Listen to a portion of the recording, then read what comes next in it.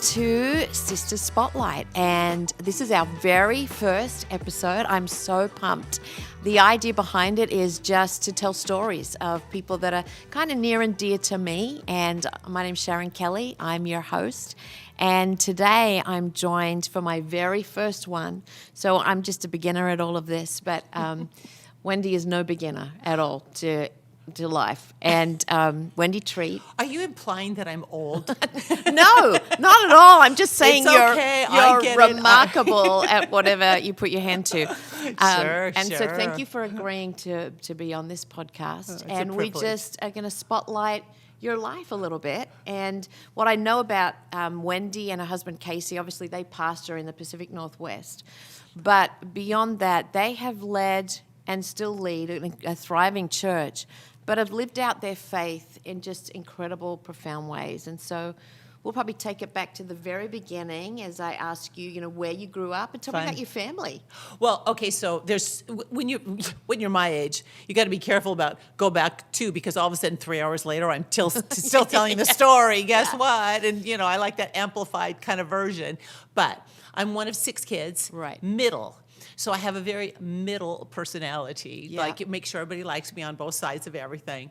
But and we were raised really, really safe. Really, in today's world of understanding, I am very grateful. I was raised very safe. My parents were pastors. They were just really genuinely the real deal good people. Right. Had a lot of different issues. I was not in this perfect little world. They had different issues that they had to work through, and I saw that in life. And but genuinely, I had a very safe, wonderful growing up life.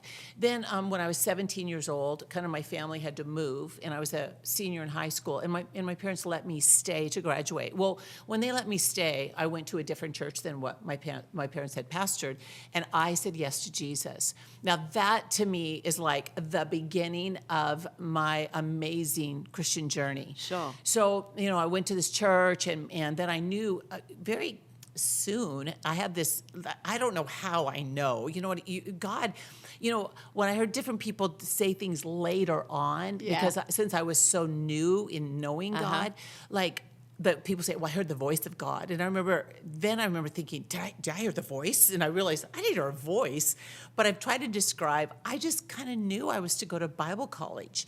No, my family did go to college. That was kind of a thing. My parents were highly educated. We all had to go to college. So when I said to my parents, I'm going to a Bible college, it was a 4-year, really tough school, but it was not university. Right. Both my parents were like, okay. So that was kind of like my new beginning of life, of kind of becoming who I was to be as a Christian too. So, I went to Bible college and I met Casey. So, That's awesome. Yeah. Well, when I met Casey, he came to school the second quarter, and I had, I don't think it was jokingly, as a teenager, I had said to my mom and dad in one emotional discussion, and I don't know again how I said this. I said, I'm going to marry me a redhead. Really? And I can still that see. That is so funny. It was so, I feel like God just prophetically used myself to tell myself, I don't know. You just kind of wanted to laugh at that. Right. But I had this thing about, like, I think God just kind of let me kind of get a glimpse of my future to maybe give me, I don't know, assurance. Right. Confidence, I don't know, but I'm grateful for whatever you want to call it. Yeah. It was a true word. Yeah. So when Casey came to Bible college, I was like, I like that one. That is funny. That is funny. It is funny, especially, okay, so now here my parents are pastors, and they were denominational pastors, and they had, so they were walking this unique pathway. I call my mom and I say, Mom, I've met my husband. And she's like, what? I mean, when? Like a day ago, Mom. I haven't gone on a date yet, though. Yes. I just met the guy. Yes. And she's like, well, what is he? What do you mean? And I said, but he lives in a drug rehab program. Oh, wow. They're really thrilled right now. They're really thrilled right now. And here I am, 18 years old, alone. I'm not with them. Yeah. I'm not with anybody else. And Mom and Dad are like, what? Now, thank God, my parents they were great prayers. And thank God I was in a Bible college that had extremely strict rules. So it wasn't like I was just going to go wild and, go out. Right. So they know you're in a good place. Right. I was in a really good place. But yes. Yeah. Yeah. But so let me ask you, you grew up in church. Yeah. But it wasn't until you went to this different church Right. that you accepted Christ. What was the difference, do you think? Was it because you were on your own and you were kind of able to see God for yourself? What do you think was the influence there? For one thing, Mom and Dad had spoken to me about accepting Jesus in my life. Yeah. I wasn't ready.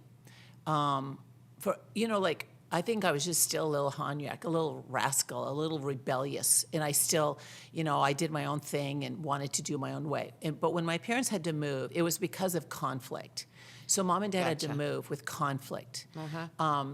And I don't know, I think in a positive way that their conflict caused me to run to God, which I look at it because obviously that doesn't cause everybody to run to God, and especially because it was church conflict. It wasn't, my mom and dad hadn't done anything wrong. It was a church conflict thing, which some people get mad at church. Right. And I could have. Right. Because they didn't, honestly, the church didn't treat my parents right. Okay.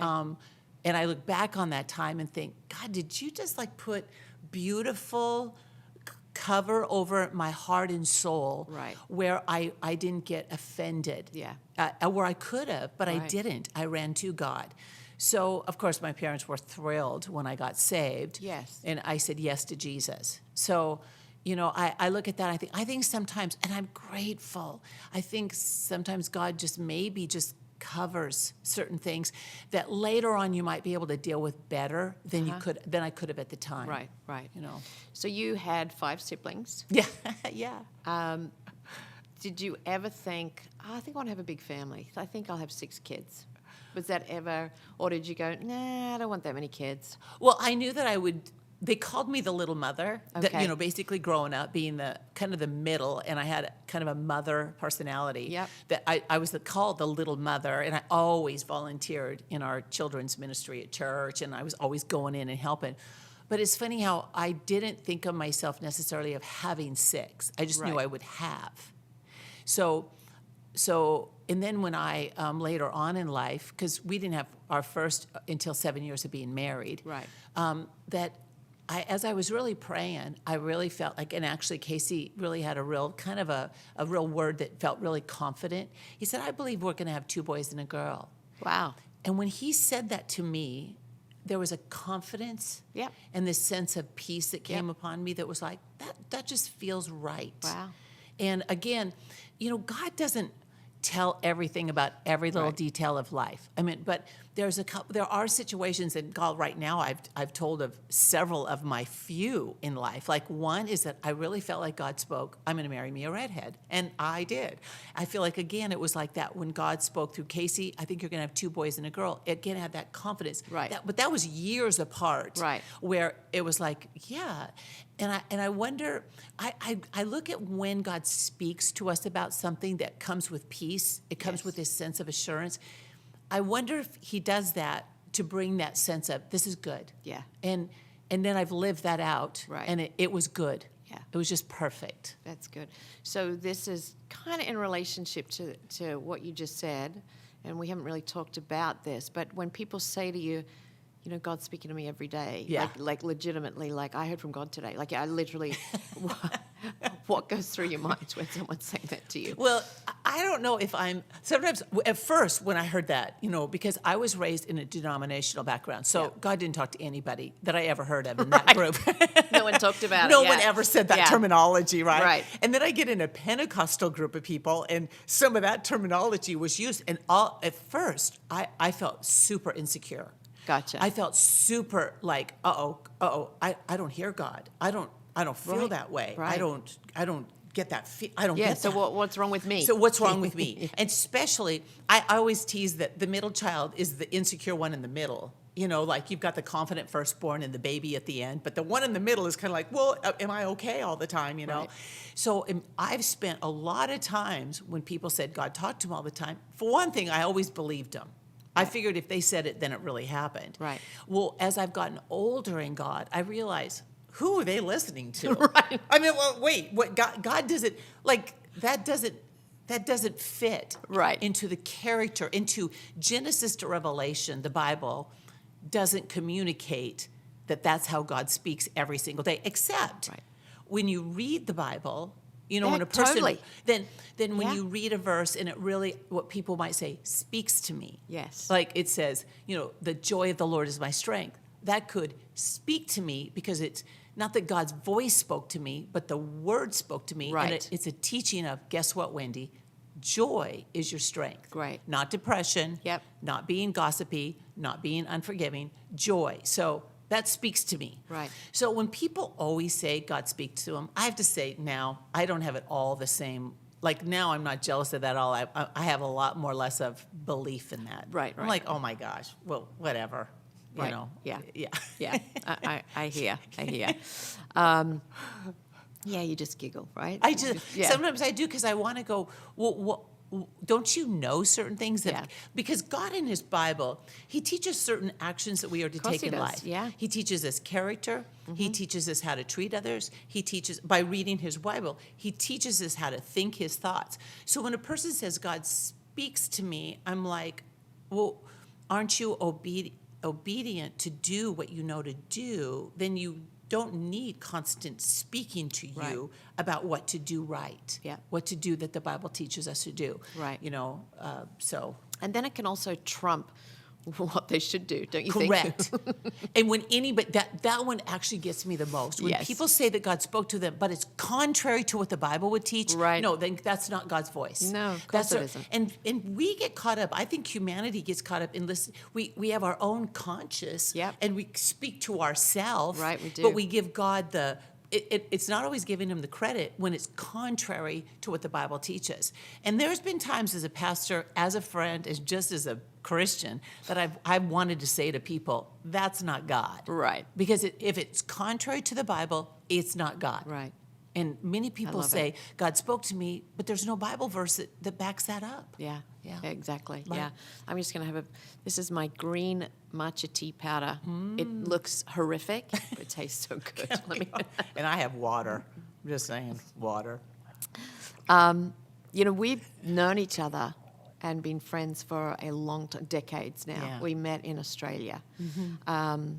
You and Casey have exhibited a life of faith in a way that not many have to Steve and I, and I'm just profoundly grateful for that.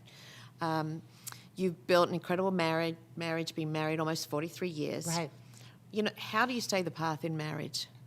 Well, what an amazing question, because... Big question, honestly. Well, it's a big question.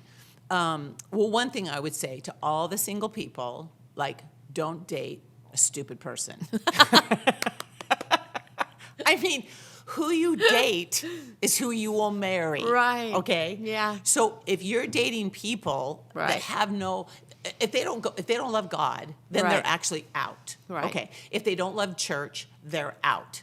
If they don't love to give, they're out. I mean, there are certain things that should be pre-decided about who you would even date, because I think that's even to create a good marriage, you have to marry a person that has the character of God. Yeah. So, like, there are certain things like that I would like. When people tell me they're dating a person, oh yeah, I met him, and they say someplace where they met him, and I'm like, well, do they love God?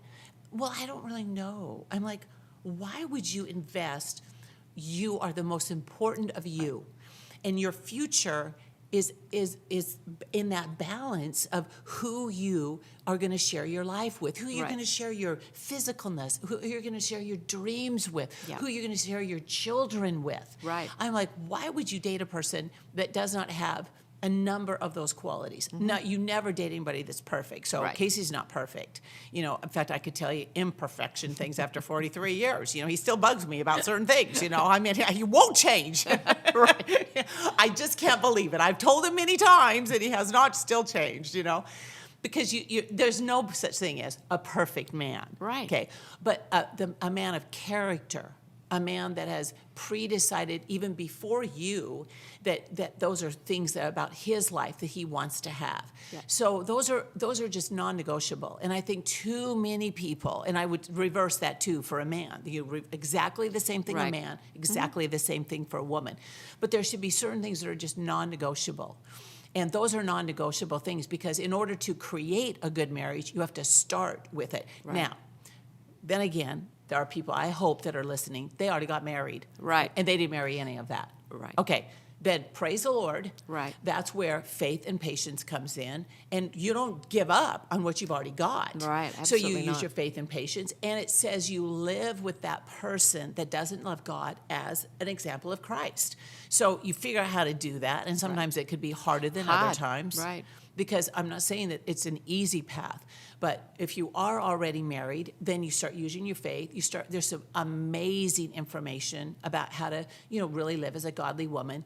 Don't listen to people that don't have a marriage tell you how to have a marriage, though. Yeah. And I always think, man, get good Christian information about how to create something that you want to have in your future. But there's that planting Right. of what you want in your life. So what you plant today is what you're going to harvest, depending on what's planted in a Right. year, 2 years, 5 years, 20 years from now. So I just think it's very important that you also plant in your marriage from the very foundation is kindness, thoughtfulness, Right. forgiveness, joy. Laugh more than you confront. Right. Give space Yeah. to each other. Sometimes with longevity, those simple things can get forgotten, don't you think? Yes. You just go through the motion of life and you just get into habits, sometimes not great habits, and you leave out just kindness. Be kind to your spouse. Yeah. I heard one time a person say something about when your husband comes home or say whoever's home first, but in different situations, because we both have always worked, Casey and I Right. both. So, but say that I'm home and he comes home. I remember a person saying, how do you respond to when you see him for the first time? Right. And I thought, well, I sit there. And I remember they said, how about respond like you Yeah, that's used to really good. respond? Yeah. And I changed. Yeah, I that's honestly great. decided that's a really good idea. Because what am I doing that's more important than making that person feel valuable? Right. And that it trains me to constantly keep him in a priority place. Totally. So that I, on purpose now, sometimes I'm like, get up because you decided you would, That's really Because sometimes good. it's just, That's it's really not good. by love. Sometimes it's by decision. Yeah. I just get up. How you doing? Hey, what's That's going really on? good. I give him attention. Yep. And then I go back to what I'm doing. It's Yeah. not like I have to give him Yeah, forever. but you're right. It's easy to fall into those habits, Yep. isn't it? Yep. What would you say to someone who's maybe watching or listening, and they're just really struggling, and it's almost like, I just think it'd be better if this was over. It's Yeah. just hard. What would you say? Well, there are some situations. I think if you've got violence, if you've got abuse and things, Right. I think that's a kind of a different story. There is protection for you and for your children if your children are involved with some of these things. That there are some choices that you might have to get some wisdom and make some Right. harder choices. That I'm not gonna. There's no judgment on some No, of those things. totally, 100%, we love people that Yeah. we love people in all their stories. Yeah, and everybody doesn't get what we would call the perfect, ideal story. Right. But we love, and that's just reality, okay? So there are certain situations that I just want to give people space. Good. But there is that place, too, that you kind of have this storybook belief that, if I get rid of this one, I'll get another one, And I'm like, why do you want to restart? Right. How about instead restart you and decide one thing that you could do to change? Just one. Don't try Right. to change everything, but maybe one thing. I like that, yeah. You change the tone of your voice. Because maybe our tone has gotten so whiny at this Right. point, mad about everything. The tone of our voice, they walk in the door and you're ready to get them right Yeah. away, Okay, so maybe the first thing you go, I'm going to change the tone of my voice and I'm going to give it a week. And I'm just going to see by me changing the tone of my voice, what will happen. And then after you've seen the fruit of that. Now, sometimes I'm not going to promise all results happen quickly. Right. Because sometimes, depending on how long that we have sowed bad, Yep. you kind of have to decide, I'm going to be in this. And so then you change the tone of your voice. Maybe now, after that, maybe you can change I call it the physicalness in marriage is very important. And I think that many of us women, we get full of other things. Right. Our busy gets life. Yep. And all of a sudden, just the physical touch is Yep. eliminated from. And I would say maybe the second thing is on purpose, physically touch. And I'm not talking full-on, blown-out, wild, crazy sex, even though that your husband would love. And you could love it too. I'm not saying that. I think it's that's a great thing in marriage. Right. But start with the little physical touches, like when they walk by, just touch their shoulder or touch their back. Right. Start with little physical touch. And this is That's actually really good. Is really good for kids too. Yeah. Because many of us have stopped the physicalness of life, and we realized, and we've gotten kind of cold in our heart. And you start the physicalness of life, and all of a sudden it starts kind of bridging. Right. It's some things begin to happen, and all of a sudden there's more of kindness that's working around us, and all of a sudden that thing that really irritated you, realize it doesn't irritate you in the same way, and your tone comes naturally nicer, your physical touch naturally comes, and all of a sudden you find, in Jesus' name, I'm going to believe that this happens, Right. but there's the kindness starts coming back from not only your husband or your wife, if this is opposite, or maybe even with your kids. I think this is a life of changing certain things. Right. I know personally in my life, my mom, when I was a teenager, my mom was a non-physical person, and I'm a high-touch person. So I was in a non-touch home. I mean, I literally, everybody around me, my mom, my dad, and my two older siblings are very non-touch people. But my mom went to some seminar when I was a young teenager, and they said, many of your kids, you need physical touch.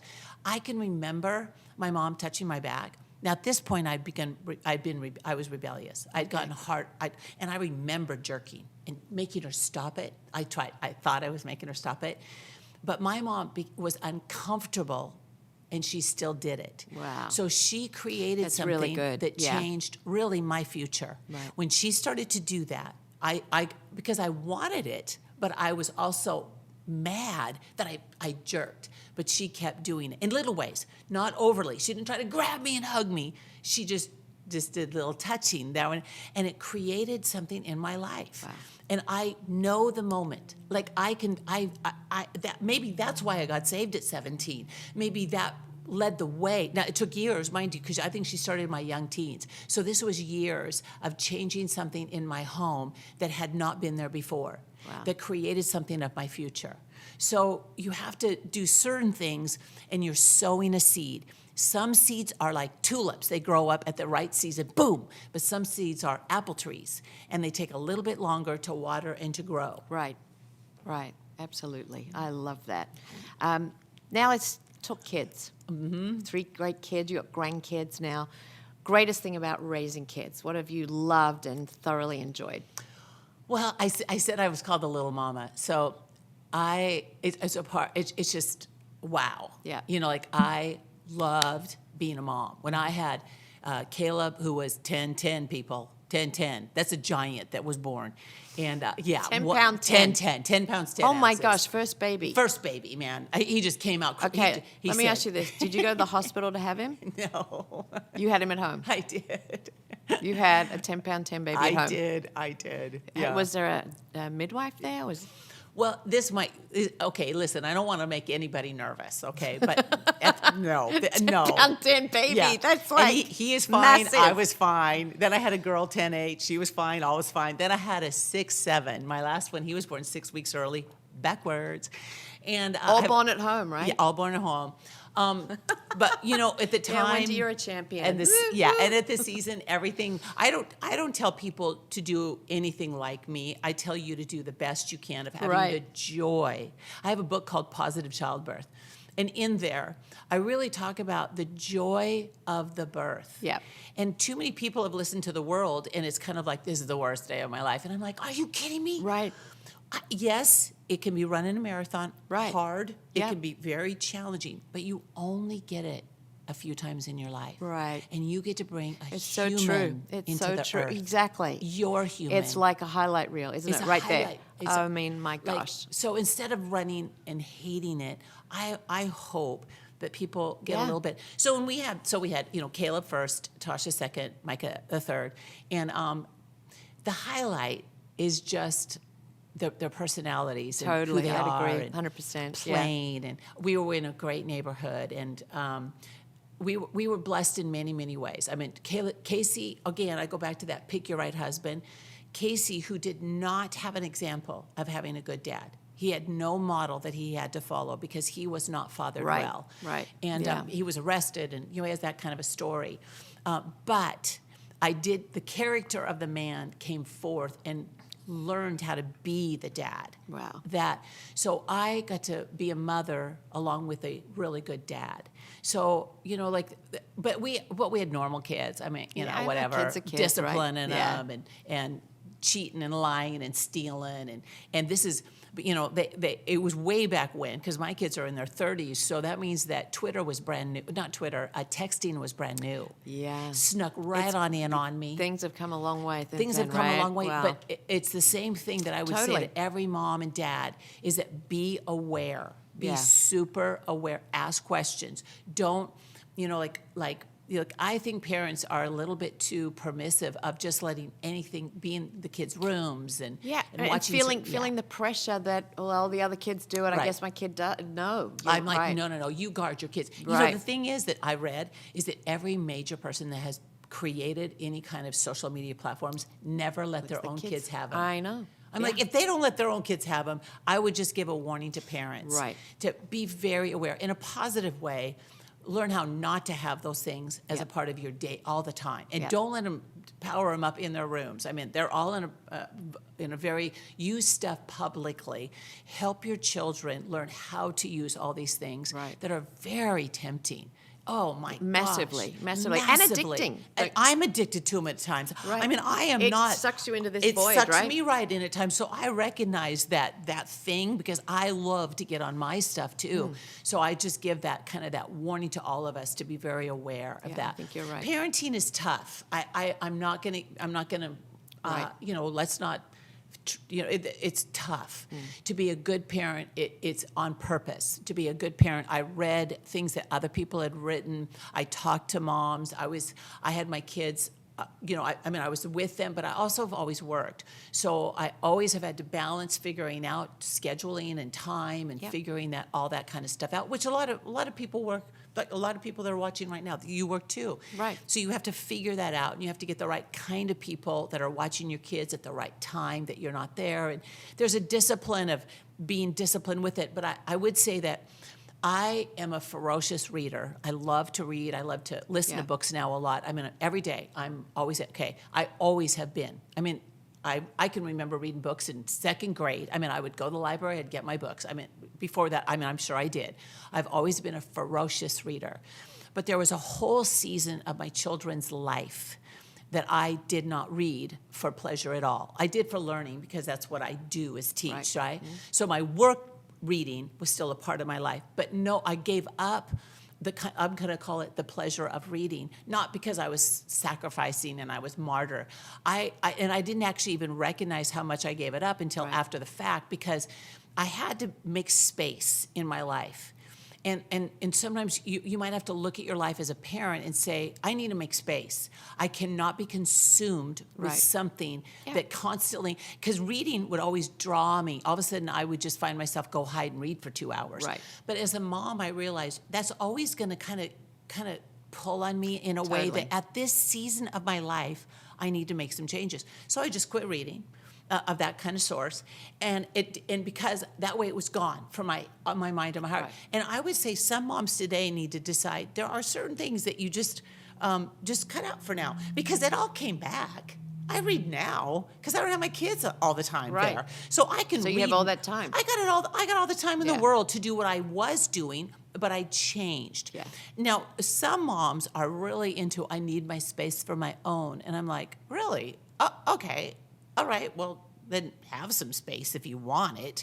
I think that, I don't know, I didn't think of it. And I don't think any of my friends, in my season of what I was doing with my kids, my friends weren't into finding their own space either. So I was in a company of people that most of them worked. Most of my friends worked outside their home also and worked being a mom.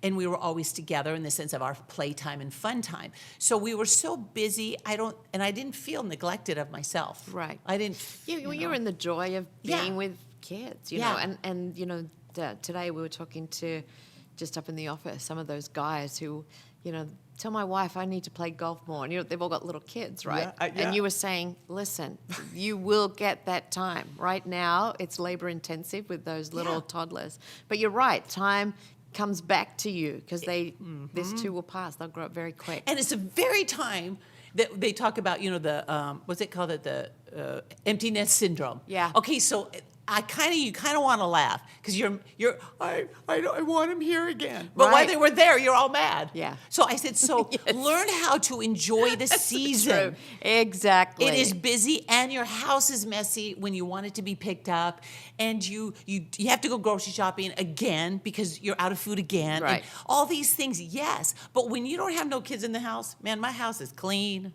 and my grocery is full. And sometimes I'm like, I on purpose make my whole crew come over because I'm like, my house is way too clean. Right. I need them over here because I need some dirt. I want the mess. Yeah. And I think that if we would just say, you know what, I like the mess. My mom, again, back to my mom, she was, it's funny because we weren't the best of friends. I never try to give the wrong image because I had that little rebel inside of me. But the one thing I can say really positively about my mom is that she was a pretty good housekeeper.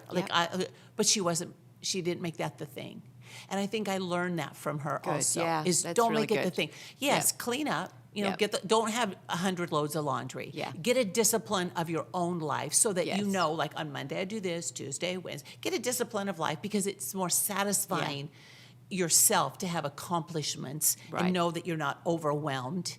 So you do kind of regular things so that you also can give to your family. But have your family do work. I mean, I'm amazed at how many kids don't do their own work. I mean, of course they should clean their room. Of course they should do their laundry. Of course they should clean up at dinner and breakfast. And of course they should pick up their toys. My grandkids come over and they don't get to go from one. Now listen, they are running and going. Yeah. But I also have them pick up their mess.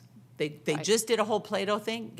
Clean it up before And you then go we go over. to the next. Then you go to the next thing. Good. And it's not cleaned up perfect. Like, it's not perfect because when they leave, I have to wipe it all down again and vacuum. I do all that stuff later, but they're learning the process. Great.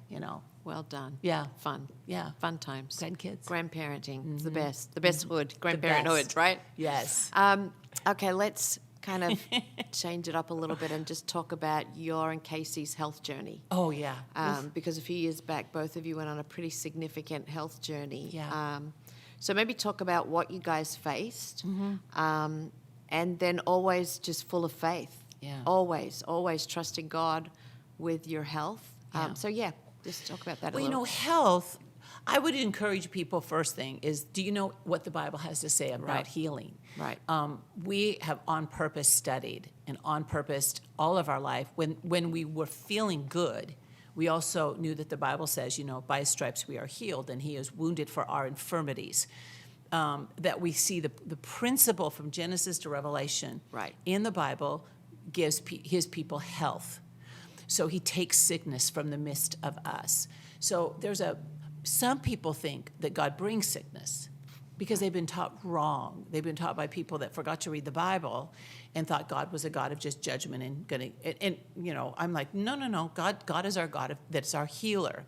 So I don't think anybody can live on earth though and not have to deal with sickness. Right. So everybody has some kind of something. I mean, whether it's a cold or whether it's the flu or whether it's the virus that people are dealing with now and all the different things that we have gone through.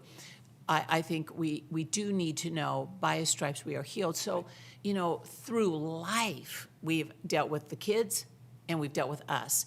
Casey, probably the biggest first time that we really had something that was like bigger than us was when Casey was diagnosed with hepatitis C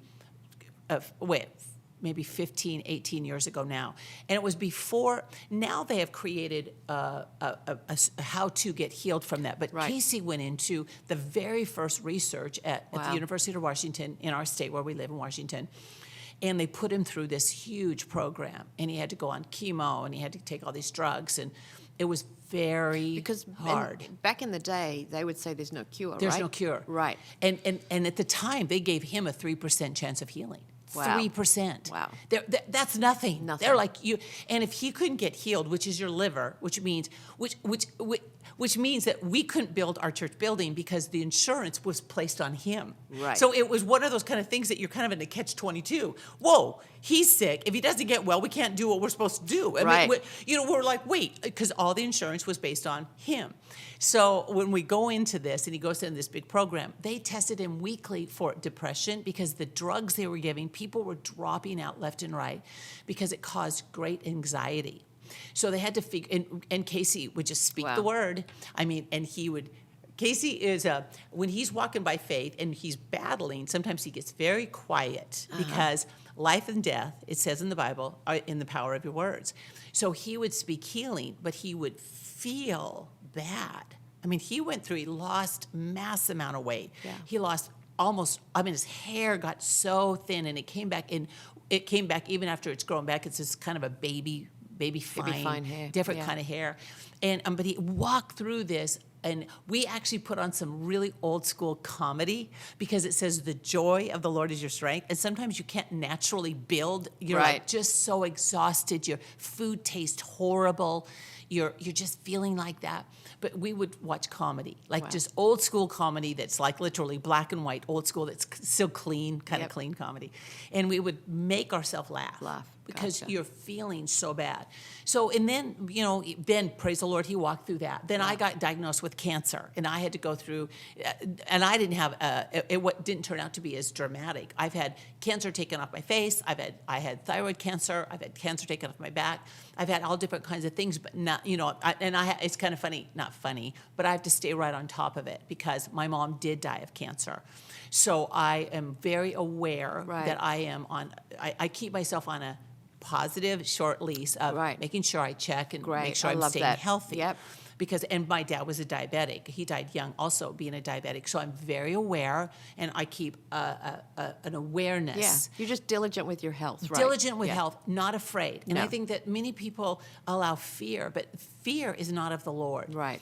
Faith is of the Lord. Right. And so we have to decide, what kind of person am I going to be? When, in the I midst of junk that comes at you, you say, you know what? I walk by faith. Now, mind you, I have this, I want to say this to all the Christians that are listening. If you're not a Christian, accept Jesus as your Lord and Savior. Get this for real. Right, yep. But we Christians cannot be afraid, though, either, in that, if I don't make it, like on earth, say my body gives out, I've got heaven. Right. I have a God, the Eternity. promise of heaven. Yeah. Heaven is better than earth. Now, I'm not going there early. I am staying long because I've got kids. I'm a wife. I'm a mom, and I'm a grandma. Yeah. And then I'm a pastor on top of that too. I'm an important person to stay. I'm an important person to stay. Important. Well, I'm like, yes. I probably believe it more since my mom and dad died younger, how important that they were. Right. And I use that to strengthen me to say, no, use your faith when you get hit with some kind of a sickness. Great. I love it. But I recognize, too, that heaven is our gain. Mm-hmm. So I'm not afraid. So too many people, when something comes on them, their first reaction is fear. So then you're on the back foot, right? You're on the defense. Yes. Right. So instead of letting fear dominate, decide, I get it, but it is just a word. And it says every name. It's got a name. So right now there's names. There's the cancer. There's the viruses. There's the Casey, hepatitis C. That's a name. It says every name must bow itself to the name of Jesus. Right. So we begin to just really constantly speak. You must bow your, But let me end with this thought on healing is that just a few months ago, this isn't years ago, just a few months ago, Casey was not doing well. There was definite problems physically that he was dealing with. And, when we were talking, okay, what's going on? And finally, we both got on the phone with a doctor. And I said, listen, these are the symptoms. These are things that are going on right now in his body. He said, okay, let me bring him in. So we brought him in. And, of course, with COVID and everything, people are all about, everybody's fearful. And we said, no, he's going to be fine. Well, he had fluid what they would call a collapsed lung. Happened in his life. Now, we'd gone hiking 2 days before. I mean, I'm talking uphill hiking. Wow. And he had succeeded, mind you, with one lung working. Oh, my gosh. Okay. So when they brought him in, they said, you have got 2 fluids of liquid, around your lung, which is huge liters of amount. liquid, yeah. So they put him in the hospital. They put a big old tube in the side of him that was not fun, and it was painful. But Proverbs teaches us, I think it's 19 verse 6 in the Old Amplified, it says, use every endeavor to heal yourself. Yeah. And, we're not opposed at all to medical help. We're very for God help. Right. Or any kind of thing that can help us get better in life. Because Yep. you want to use every endeavor. Absolutely. He went in that hospital. They said, you're going to stay this long. He cut that down a couple days. They said, you might have a surgery. Nope, he cut that out. And he put that tube that was not fun, that hurt, that was not fun to do. But he walked out healed and healthy. And he's healed and healthy today. Wow. But fear could have dominated. Yeah. Fear could have dominated, especially in this time. People are letting fear be their voice. And I'm like, be careful. That is just like the tool of the devil that wants to take us down. God wants to lift us up. Yeah, absolutely. Because when fear kicks in, you just don't live the life you're called to live. No. It's ruling everything about your life. So I love that. And that's what I've watched you guys example for the entirety of your life. Through the great seasons and through the not so great seasons, you have just walked this out beautifully. So I commend you for that. And just as we are wrapping this up, I just want to ask you, best piece of advice you want to leave us with? Maybe a couple pieces. I like the best piece of advice. I'm 64. I've been married 43 years. I've had 3 kids, 3 grandkids. Maybe? What would I tell my younger self? I think that maybe if I could put it in that nutshell, because it's such a big nut. Yeah. It's a huge. But I think you have to stay on the path. Yeah. In the valleys. I love that. Yes. In the hardest times. Yeah. And we have had some very hard times.